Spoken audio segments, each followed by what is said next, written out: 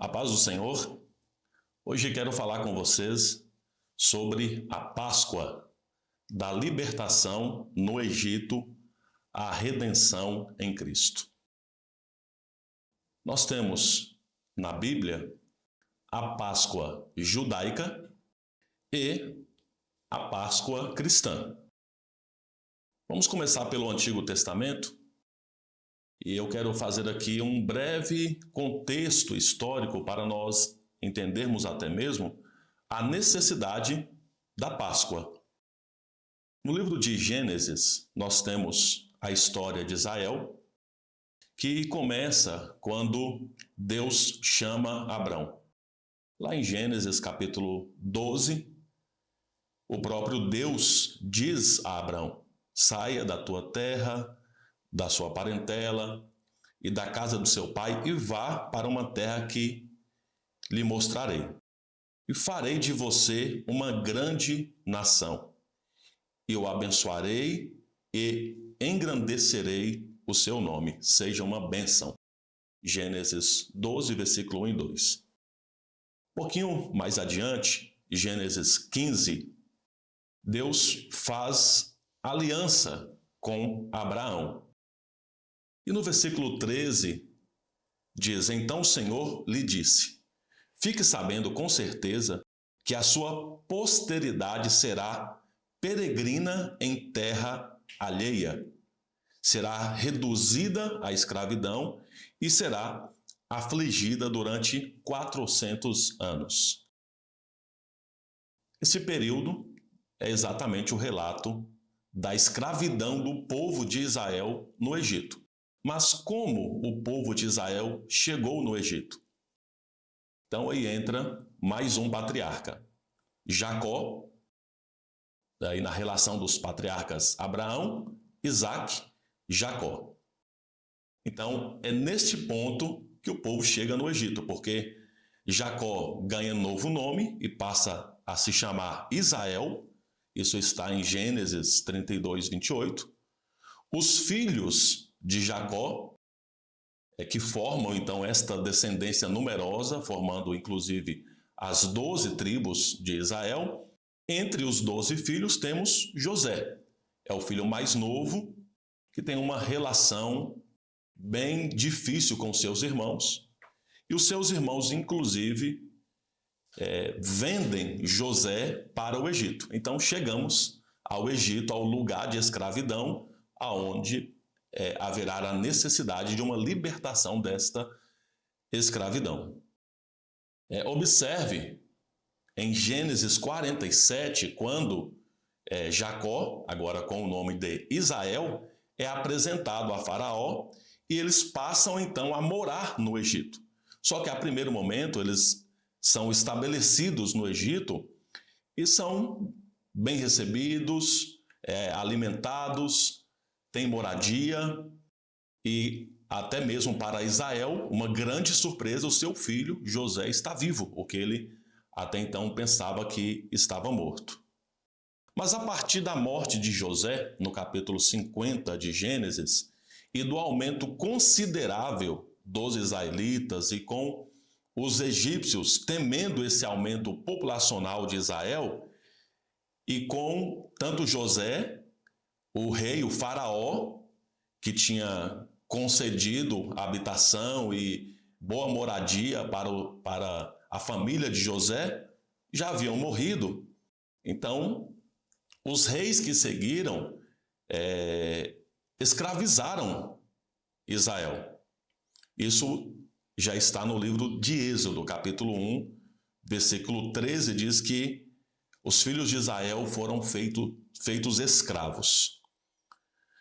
E ainda no capítulo 1, diz que o faraó, o rei do Egito, ordenou que as parteiras matassem todos os meninos que nascessem. É lógico que as parteiras, elas temiam a Deus e não obedeceram à ordem de Faraó, porém, Faraó ficou sabendo e ordenou que todo o seu povo, todos os egípcios, matassem os recém-nascidos meninos dos filhos de Israel.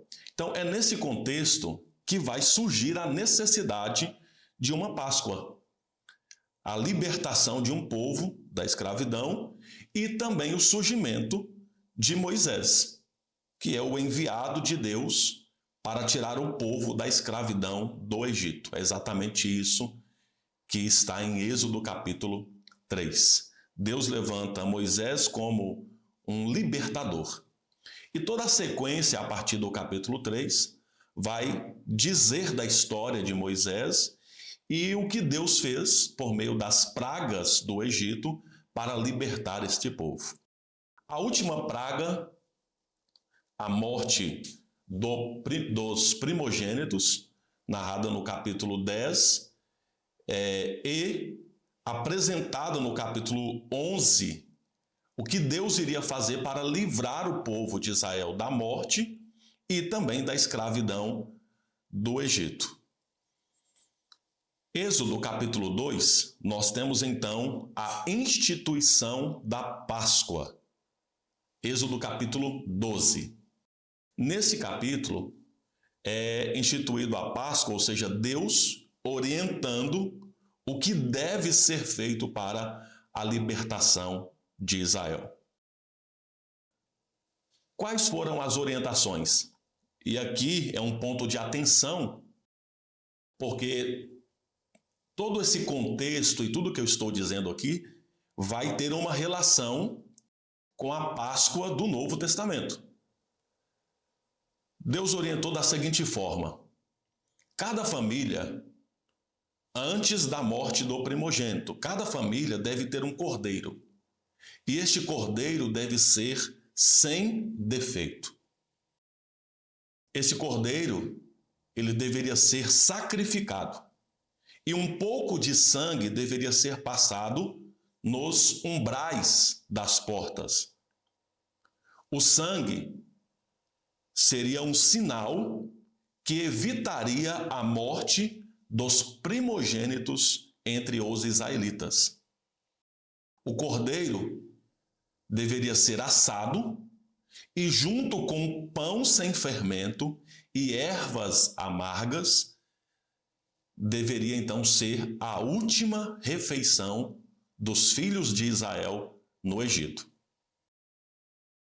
O versículo 11 diz assim, Êxodo 12, 11: assim que vocês devem comê-lo, já prontos para viajar, com as sandálias nos pés e o cajado na mão, comam depressa, é a Páscoa do Senhor. E esta então se tornou uma celebração anual, como memorial entre os israelitas da libertação do Egito, da escravidão que eles sofriam no Egito, para uma terra prometida. Uma Páscoa, ela de fato só acontece por uma necessidade de libertação. A própria palavra Páscoa significa a passagem, a saída, a libertação. Aqui neste caso em específico, a Páscoa judaica é esta libertação da escravidão do Egito. Ali, um cordeiro foi sacrificado, ao invés do primogênito dos filhos de Israel, foi sacrificado um cordeiro, e o sangue daquele cordeiro foi o sinal da não morte entre os israelitas. E também um novo começo. O mês da Páscoa, se você ler todo o capítulo 12 de Êxodo, você vai ver que o mês da Páscoa marca para os judeus o início do calendário, um novo momento, uma nova vida para aquele povo. Pois bem, eu disse que todas essas informações mereciam um ponto de atenção, porque agora nós temos a Páscoa cristã. Diz o Evangelho de João, no capítulo 1, versículo 9, que quando João Batista viu Jesus, ele disse: eis o Cordeiro de Deus que tira o pecado do mundo. E em Mateus 26, nós temos aqui o relato da celebração da Páscoa, Jesus com seus discípulos. E eles seguiram aquela tradição naquela última ceia, que era considerado a festa dos pães asmos, mas a partir daquele momento, Jesus apresenta a ceia como um novo memorial. Até aquele momento, eles estavam em uma antiga aliança. A partir daquele momento, Jesus então apresenta um novo memorial, sendo a ceia do Senhor. Jesus é o próprio Cordeiro Pascal. João Batista confirmou isso.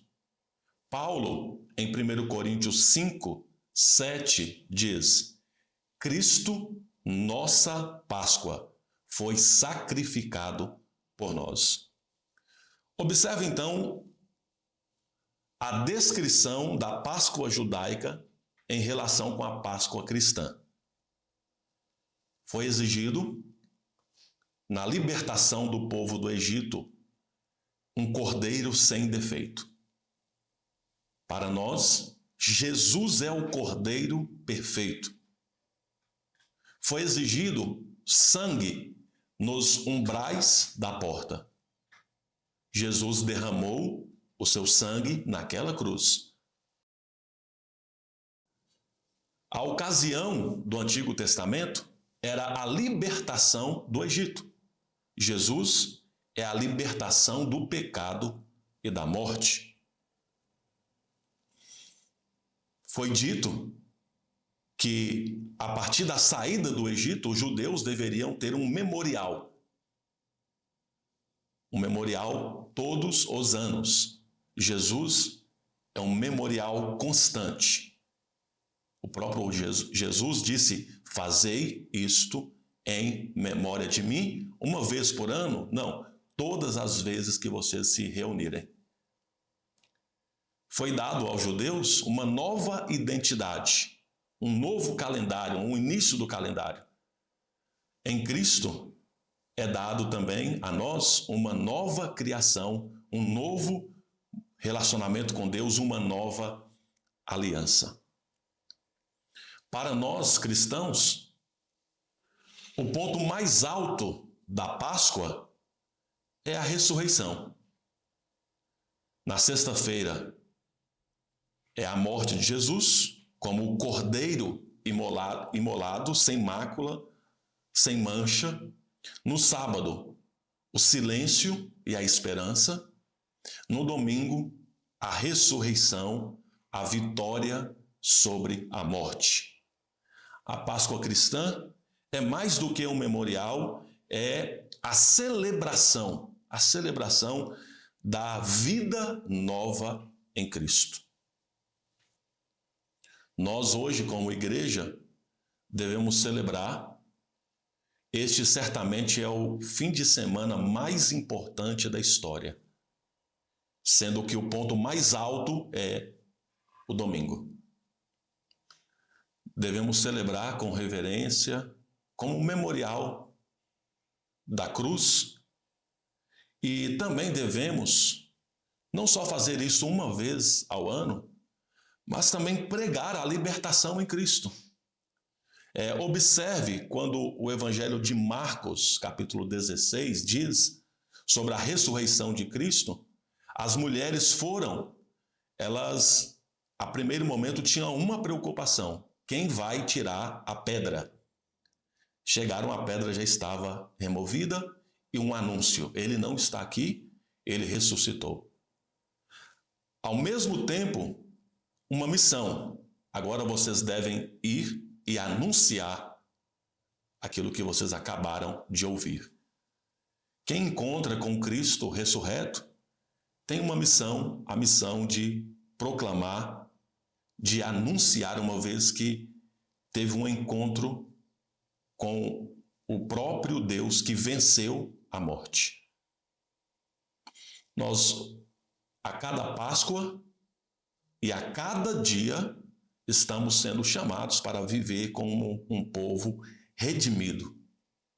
Um povo que tem um propósito pela qual existe, pela qual foi chamado. Anunciar as virtudes daquele que nos chamou das trevas para a sua maravilhosa luz. Fique essa mensagem para todos nós. Cristo é a nossa verdadeira Páscoa. Nele fomos perdoados, fomos redimidos. O seu sangue verteu naquela cruz para nos perdoar, para nos livrar da morte e para nos dar vida eterna. Que nós possamos celebrar isso todos os dias, louvando ao nosso Deus que morreu e ressuscitou para nos dar propósito, para nos dar uma vida eterna. Deus abençoe, um abraço, fique com Deus.